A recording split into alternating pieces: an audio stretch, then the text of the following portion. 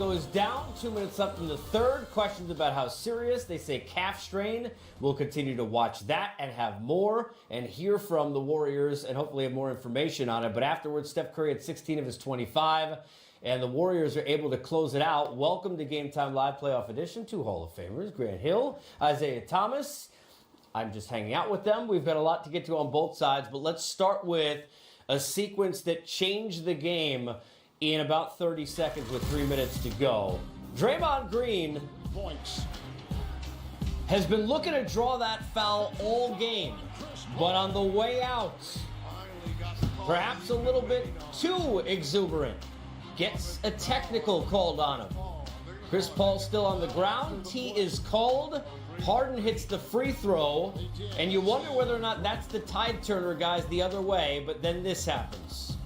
Draymond, guarded by P.J. Tucker, eventually finds his way for the three-point line with a big shot. He'd end up fouling out, but that was a key possession. How key? Guys, otherwise down the floor, the Rockets looking to answer. They'd have an opportunity. They've had some big threes in this game. P.J. Tucker's been doing it all series. Follow him. He'll end up in the corner, bottom of your screen with an opportunity to answer back from Gordon. Unfortunately, what you can't see, and you will, is that he stepped on the line. The three negated. All of a sudden, next possession. Offensive rebounds. Three huge ones in the final 4 minutes. This one from Looney. Extra pass. The swing to Clay. And between the three from Draymond, the missed one from Tucker, and that three from Thompson, all of a sudden, down 1 to up 5. Warriors able to hold on from there. And you could tell, guys, from the way Draymond played and Steph, who was 5 of his first 6, Zeke, after KD went down, there was certainly a, hey, look, we want to win one for KD and win. But you could tell there was a little extra, okay, we're still the Warriors who won a couple of titles before that dude got here, and we're going to show you we're still that team. Well, they have that championship, pedigree. They have that championship mentality. And they've been through all of the tough times. And not only have they been through those tough times, but they've found a way to persevere. And with KD going down, they came together, regrouped. All of a sudden, Curry, who couldn't make shots, was missing layups. KD goes down, and all of a sudden it's like, okay, he comes alive. He lights up. He starts making shots. Clay continues to make shots. But the biggest shot, as you said earlier, was Draymond's three. Yes. That I thought really gave them some excitement, and not only gave them some excitement, but gave them some added confidence, Grant, because it just wasn't about Clay and Steph. With Draymond making that shot, I thought they both was like, okay, we still got a third person that can score for us. Yeah, those three guys who are their core guys who were there before they started winning championships, helped build that culture, build that dynasty, stepped up big in the fourth quarter. And that sequence, as you talked about, that charge for Draymond, and then coming down on the other end and knocking down a three. That was... Tucker. And then, that was it right there. Yeah. Those three guys, that core, they stepped up big. Here's Mike D'Antoni after the loss. Way back into the game, and Durant being out, that you guys missed an opportunity here. Well, anytime we lose, we feel like we missed an opportunity. It's, they hit bigger shots probably than we did. So they did their part. It was just, again, a few loose balls, few rebounds, we just didn't come up with, which we have been. And we got to come up with it. And we got to, we started the game well, but then they got up on us 20 points. It's hard to battle all the way back, which we did, and then go into the fourth quarter, we're tied, and we just didn't get it done. Mike, Dan Wicke with the Los Angeles Times. James was so good for most of the game, but kind of quiet in the fourth. What did you see down the stretch from him? Well, does whatever we need to be done. He kind of let it go a little bit, but we scored every time that he was kind of quiet, and he reads that. But I thought he played a monster game. He played 44 minutes, 45 minutes, whatever we need from him, he gives us. I thought he was great.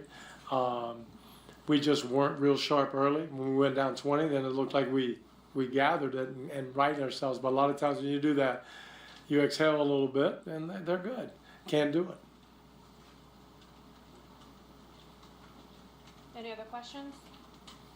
Mark?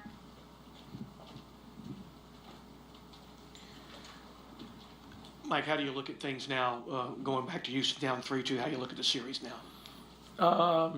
Well, obviously now, we got 2 more games, got to win them both. We are home, and it's just a must win. But we know that this is the must win tonight, and if it is the must win tomorrow, it's always a must win. So we'll be ready. Now it's just a time to gather our energy and see what happens on Friday. But we're home and try to get a win and come back up here and get one. The difficulty Chris had to just get open looks and for Clint to have clean catches and so on, is that just remove too much margin of error to take those 2 guys so much out of the offense, not get their normal production? Yeah, I mean, for sure. But they'll bounce back. We'll be ready on Friday, and that's the big thing. And everybody can have off a little bit off nights, off this, off that. But I don't have any doubt they'll be back full strength on Friday. And again, if we're good enough, we can beat them. But if we're not good enough, then they're going to beat us. So it's a competition, and we got our home court, and let's go take care of business there. And then the series starts. It starts, when you come back up here, it'll start. And whoever wins that one, obviously, will be the winner. But it's not a do or. I mean, it is a do or die. But I feel good about it. I feel that we played well enough to win a couple games up here. We just didn't get it done. So keep the feeling, take care of business at home, and come back up and try to get it. Thank you. Well, good. Thanks.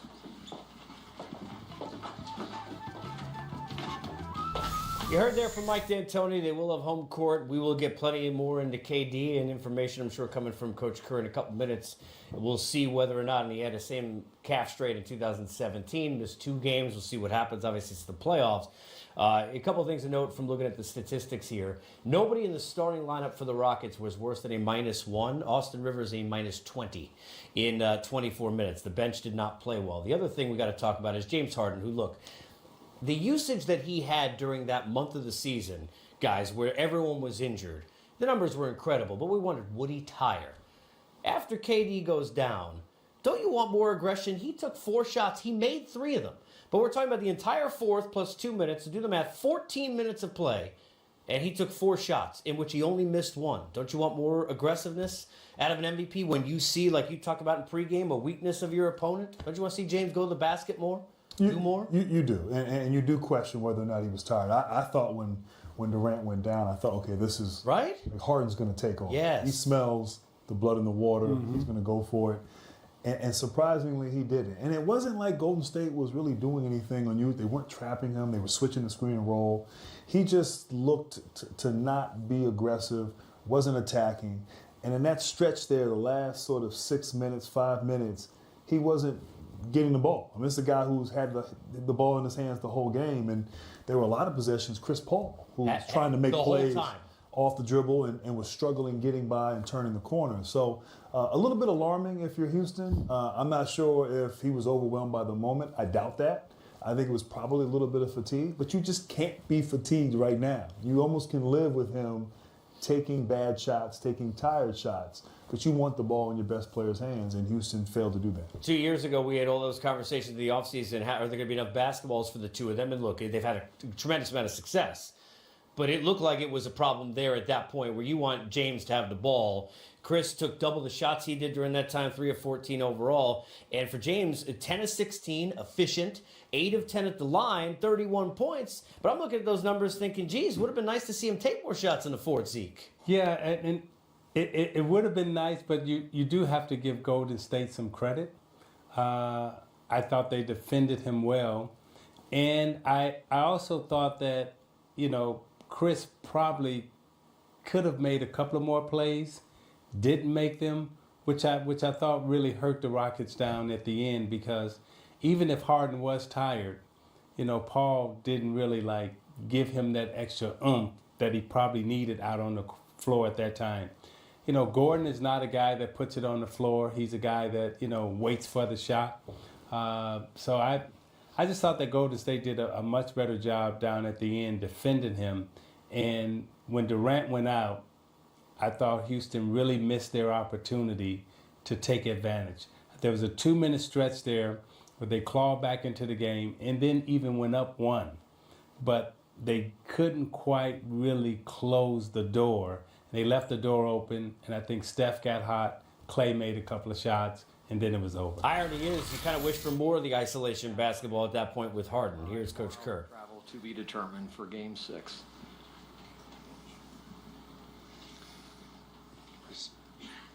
Hey Steve, Mark Medina Bay, Tees Group. In light of what Raymond just said about Kevin's, in light of what Raymond just said about Kevin Durant's news, what's just the general mood around the team with all that The mood of the team surrounding Kevin's injury? around Kevin. Well, we're all obviously disappointed for him, and excited about the win, but concerned for Kevin and disappointed for him. He's been on this incredible playoff run, and I'm proud of our guys for pulling the game out, and we'll see how Kevin's doing tomorrow. Coach, Logan Murdoch, NBC Sports Bay Area. With Kevin out, we don't know for right now, but if he is out for an extended period of time, how much onus are you looking at Steph going forward in his play? Yeah, I mean, if Kevin is out, then what you saw in the fourth quarter is what you're going to have to see going forward. We're going to have to find a way, but got it done today. I don't know if you're a soccer fan, but Liverpool yesterday came out with just one of the great wins in soccer history. And after the match, their manager Jurgen Klopp said, the young kids in Liverpool are probably asleep by now, so I'm just going to go ahead and say it, but our boys are fucking giants. That's what he said. And I know how he feels, so I apologize to my mom, who is probably watching, but our guys are fucking giants. Like, that was an unbelievable victory tonight. What's that? Yes, after dark. I'm a different guy right now. Sorry, Mom. Front row, right-hand side. Steve, Nick Friedel, ESPN. Were you able to talk to Kevin? Yeah. How is he doing? He's disappointed, but he's excited for our guys and for our victory. But we'll see. Like I said, we'll see what happens the next couple of days. Tim Gallick on The Athletic. Steve, when in the moment you see Kevin go out, do you have to fire your guys back up? Was there a moment of, oh my God? Was there a speech given? How do you recalibrate that emotion, or how do you focus that emotion? Well, it was such a weird game because we played so well in that second quarter, and probably should have gone in at half up 20 or more. We missed a bunch of shots at the end of the second quarter, open threes, and then I made a mistake not getting Draymond out of the game on that last play. He picks up his third foul, and all of a sudden they start the third quarter strong, and it's a game again, and it felt like it was slipping away. So I think our guys just they've been here so many times. They've been through these battles for the last 5 years, and they got a lot of guts, and they just pulled together and got it done. There's no speech necessary. They knew what they had to do. Steve, Jason Dumas, Crum for Sports. Kind of piggybacking off that last question, how do you think your guys responded after Kev went out with the injury? And then do you have to adapt how you play, per se, when he leaves the game and he's not coming back? Well, they responded beautifully. And, yeah, we have to play differently because he's such a huge part of what we do. And I think you saw Steph go into a different mode when Kevin went out. He knew he had to be the offensive fulcrum. He knew things were going to run through him, and he took over that fourth quarter. It wasn't a great night for him until that point, but he was brilliant in the fourth when we absolutely needed it. Steve, Janie McCauley from AP. When Draymond got the technical and then goes down and hits the three immediately, how big of a sequence was that? And then Clay hit one the next time down. Right. That could have been a momentum shift the other way, I guess. Possibly. Yeah, that was a huge time of the game. Draymond gets the tee and then hits the three and brings the house down, and pretty much summarized Draymond in a nutshell right there. That's who he is. He's an unbelievable competitor. He makes big shots when we need him to, and makes big plays and gets the crowd into it. I thought Clay's three that followed was fantastic, and I believe that came off of another offensive rebound from Kavan.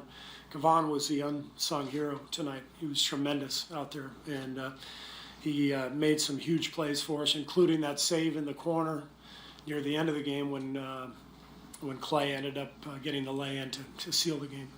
Fourth row, right-hand side.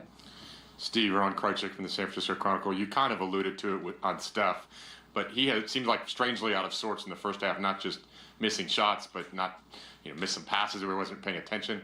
What sort of clicked? Was it Kevin's injury, do you think, that kind of got him back to being Steph, or what changed? Yeah, I think so. I think when Kevin went out, I think Steph just went into a different mindset, and kind of reminded me of 4 or 5 years ago before we had Kevin. We were heavily dependent on Steph generating a lot of our offense back then, and he doesn't have as big of a burden on his shoulders now, but he's fully capable of taking on that burden when necessary, and tonight it was necessary in the fourth quarter.